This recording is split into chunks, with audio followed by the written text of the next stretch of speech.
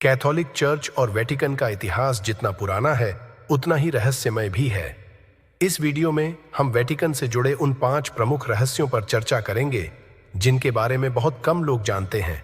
साथ ही हम जानेंगे गुप्त न्यायालय के बारे में, जिसमें केवल पोप को निर्णय का अधिकार है, चर्च में यौन शोषण के आरोप, नाजी तस्करी का मामला और शराब सेवन से जुड़े दिलचस्प तथ्यों के बारे में। इस वीडियो में छिपे हुए तथ्यों को जानकर आप भी चौंक जाएंगे। तो नमस्कार दोस्तों, स्वागत है आपके अपने YouTube चैनल पर। तो वीडियो शुरू करने से पहले चैनल को सब्सक्राइब जरूर कर लीजिए। तो बढ़ते हैं हमारी वीडियो की ओर। नंबर 1, पापी का काला पक्ष। कोई यह मान सकता है कि पोप की भूमिका उच्च नैतिक प्रतिष्ठा और दृढ़ निर्णय वाले लोगों के लिए आरक्षित होगी।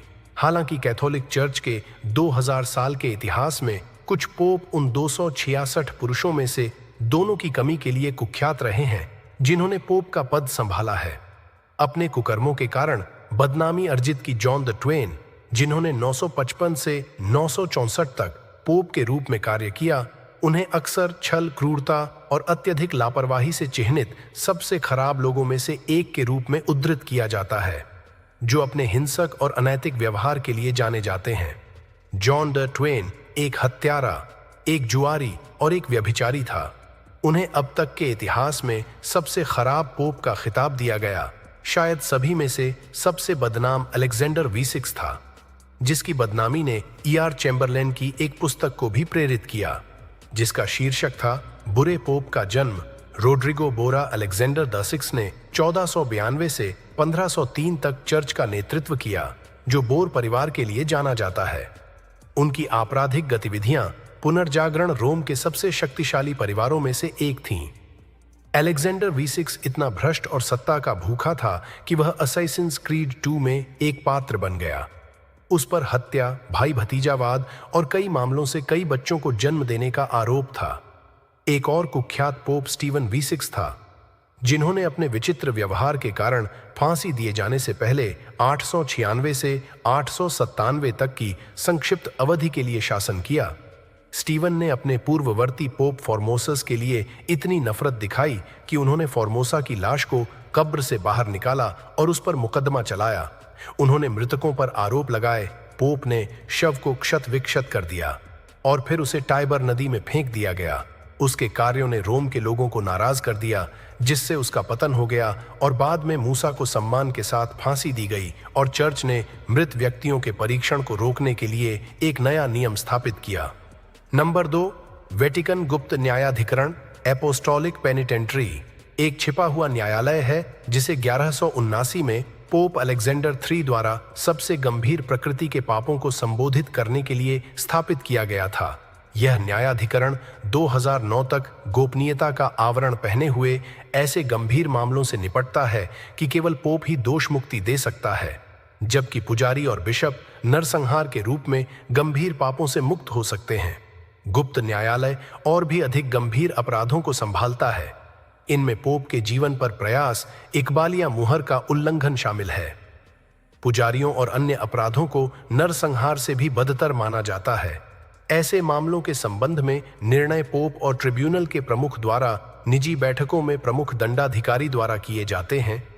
इन सत्रों को अंतरात्मा का मामला माना जाता है और सार्वजनिक जांच से दूर रखा जाता है।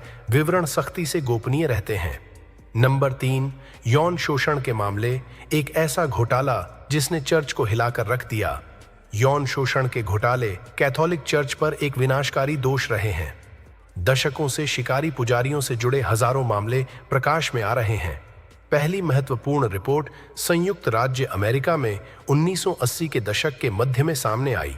हालांकि विशेष रूप से आयरलैंड और ऑस्ट्रिया में कुछ सबसे कुख्यात मामले 1990 के दशक के मध्य तक आयरलैंड स्कैंडल में सार्वजनिक नहीं हुए। आसपास के बदनाम पादरी ब्रैंडन स्मिथ ने भी 1994 में सरकार के पतन में योगदान दिया था।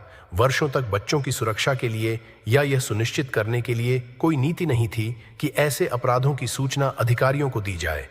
चर्च के नेताओं ने तब से दोनों अतीत के कार्यों के लिए कई माफी जारी की है और संयुक्त राज्य अमेरिका में वर्तमान पादरी बोस्टन ग्लोब द्वारा लगातार खोजी पत्रकारिता ने पादरियों द्वारा व्यापक दुर्व्यवहार को उजागर किया।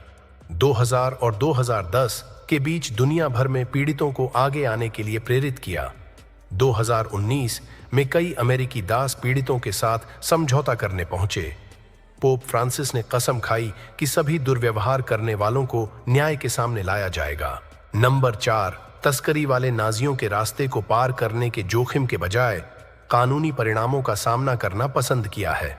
जर्मनी और द्वितीय विश्व युद्ध के दौरान यूरोप पूर्व नाजी अधिकारियों के लिए एक खतरनाक जगह बन गया, जिन्होंने तुरंत कहीं और शरण मांगी।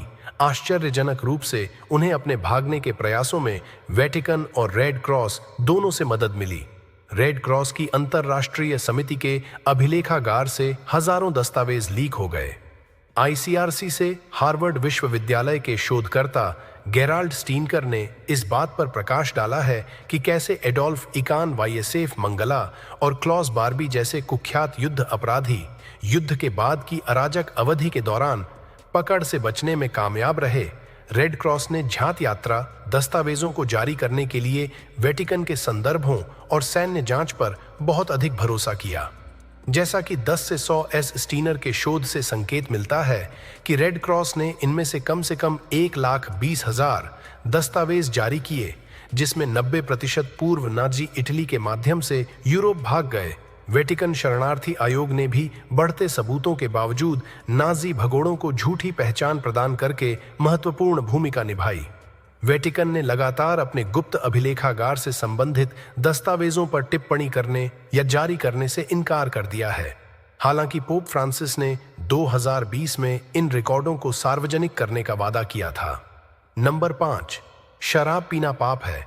यदि शराब पीना पाप माना जाता है तो वैश्विक आबादी का एक बड़ा हिस्सा मुसीबत में पड़ जाएगा, खासकर वेटिकन सिटी में रहने वाले लोग। दिलचस्प बात यह है कि वेटिकन के निवासियों के बारे में कहा जाता है कि वे किसी भी अन्य देश की तुलना में प्रति व्यक्ति अधिक शराब का सेवन करते हैं। दुनिया में अपराध के आंकड़ों की तरह प्रति व्यक्ति का आंकड़ा भ्रामक हो सकता है। हालांकि इंडिपेंडेंट के अनुसार औसत वेटिकन नागरिक हर साल लगभग 74 लीटर वाइन पीता है। इसे परिप्रेक्ष्य में रखें तो यह इटली या फ्रांस के औसत निवासी द्वारा खपत की जाने वाली मात्रा से 2 गुना है। यूके में एक व्यक्ति से 3 गुना अधिक और औसत अमेरिकी से 6 गुना अधिक। यह उच्च उपभोग दर कुछ जनसांख्यिकीय कारकों के कारण है, जैसे कि जनसंख्या आमतौर पर उच्च वर्ग की है और अच्छी तरह से शिक्षित पुरुष हैं। इसके अलावा भोजन अक्सर सांप्रदायिक होता है, जिसके कारण अधिक होता है। बार बार शराब का सेवन, कम्युनियन जैसे धार्मिक समारोहों में शराब का नियमित उपयोग भी एक भूमिका निभाता है। तो दोस्तों, ये थे वेटिकन से जुड़े कुछ ऐसे रहस्य और कहानियां जिनके बारे में बहुत कम लोग जानते हैं। अगर आपको यह वीडियो पसंद आया हो तो इसे लाइक और शेयर जरूर करें, ताकि और लोग भी इन अनसुनी बातों को जान सकें। अगर आप ऐसे ही और दिलचस्प और रहस्यमय विषयों पर वीडियो देखना चाहते हैं तो हमारे चैनल को सब्सक्राइब करना न भूलें और बेल आइकन भी दबा दें, ताकि जब भी हम नया वीडियो अपलोड करें आपको तुरंत नोटिफिकेशन मिले। आपके विचार हमारे लिए बहुत महत्वपूर्ण हैं, तो कमेंट में बताइए कि आपको इस वीडियो का कौन सा तथ्य सबसे हैरान करने वाला लगा। मिलते हैं अगले वीडियो में एक और नई और रोमांचक कहानी के साथ। धन्यवाद।